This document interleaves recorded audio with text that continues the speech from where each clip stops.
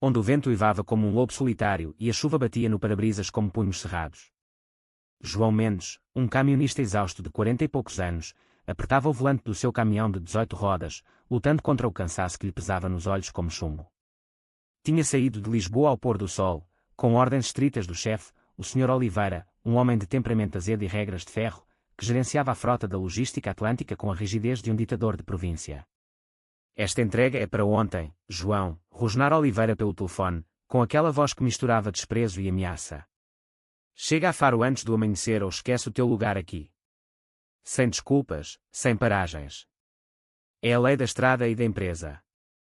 João era um homem simples, criado nas ruas apertadas de Alfama, onde aprendera que a vida era uma viagem dura, cheia de curvas inesperadas.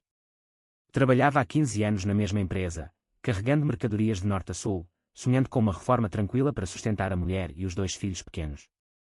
Mas naquela noite, o temporal transformava a autoestrada numa armadilha traiçoeira, com poças que pareciam lagos e ventos que abanavam o caminhão como um barco à deriva.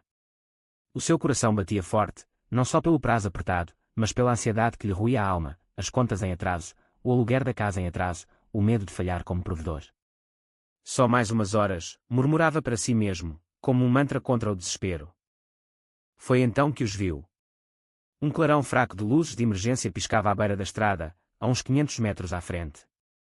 À medida que se aproximava, o vulto ganhou forma, um SUV escuro, capô aberto, imobilizado como um animal ferido no meio da fúria da natureza.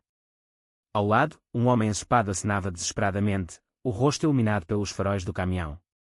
O instinto inicial de João foi ignorar, não é problema teu, ecoava a voz de Oliveira na sua cabeça, como um eco persistente. A política da empresa era clara, paragens não autorizadas eram sinônimo de risco, de perda de tempo, de punição.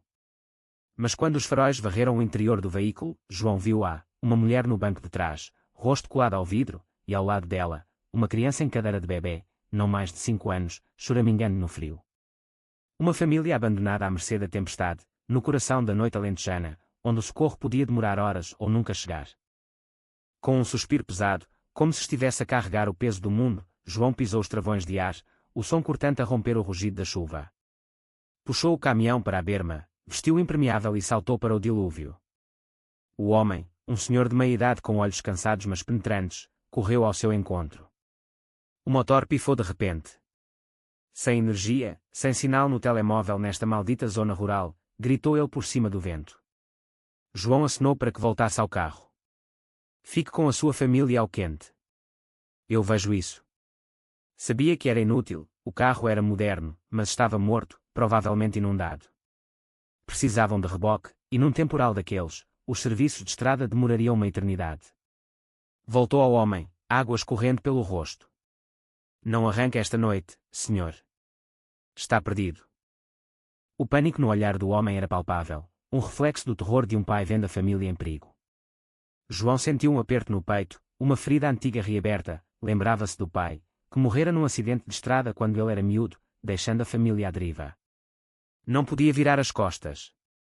Não vos deixo aqui sozinhos, disse, a voz firme apesar do tremor interior.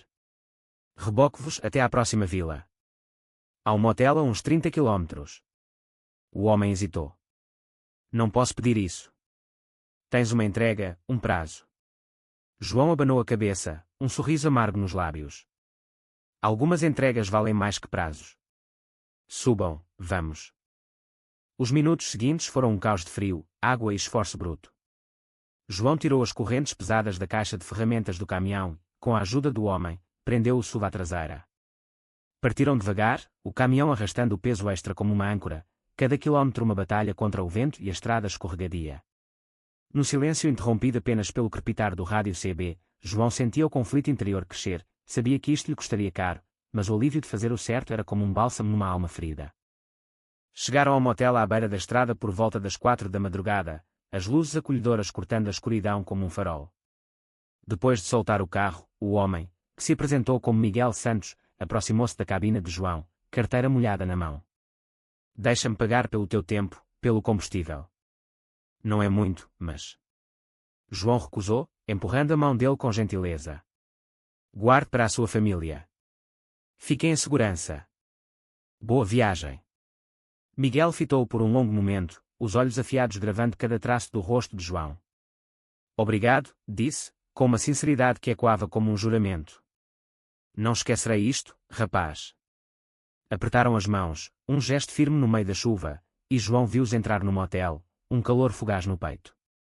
Mas ao olhar para o relógio, o gelo voltou, 4h15. Estava a mais de 200 quilómetros de Faro, e o prazo era dali a 45 minutos.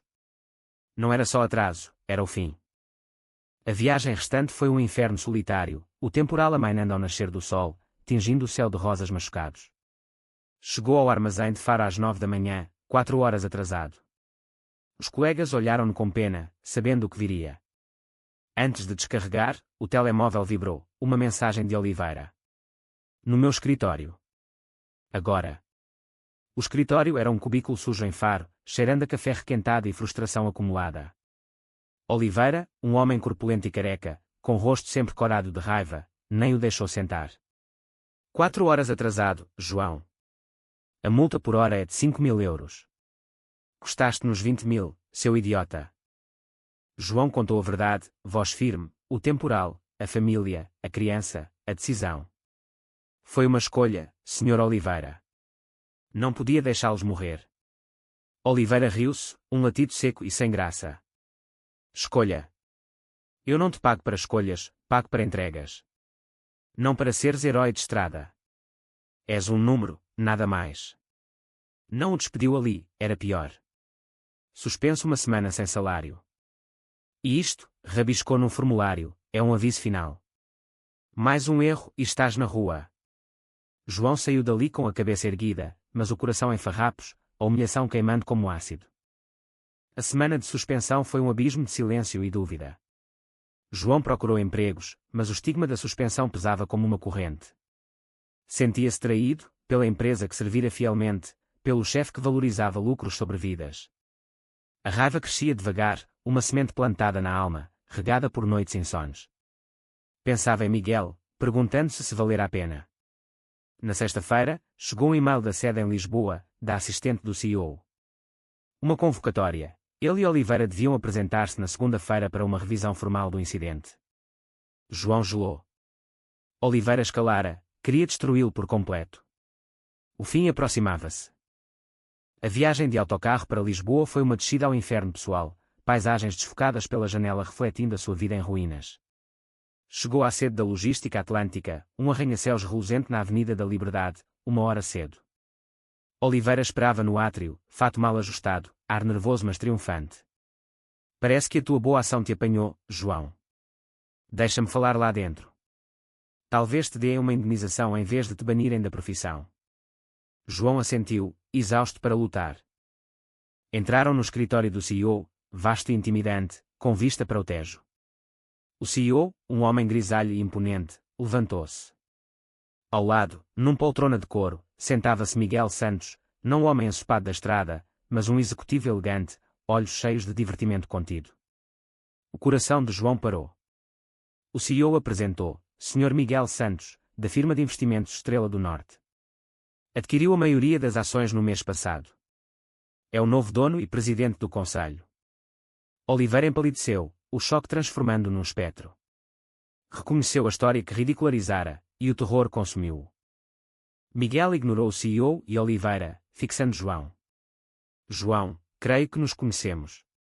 Temos assuntos a tratar. Virou-se para Oliveira, voz gélida, mas primeiro, deve um pedido de desculpas ao meu amigo. Oliveira gaguejou um arrependimento falso, olhos suplicantes. Miguel não se comoveu. Não foi dureza, foi tirania. Puniu um homem bom por compaixão. Revelou a investigação, queixas enterradas, rotatividade alta, cultura de medo no armazém de Faro. Não é eficiência, é falência moral. Deixaria uma família morrer por um contrato. Ordenou, está despedido. Segurança, escortem-no.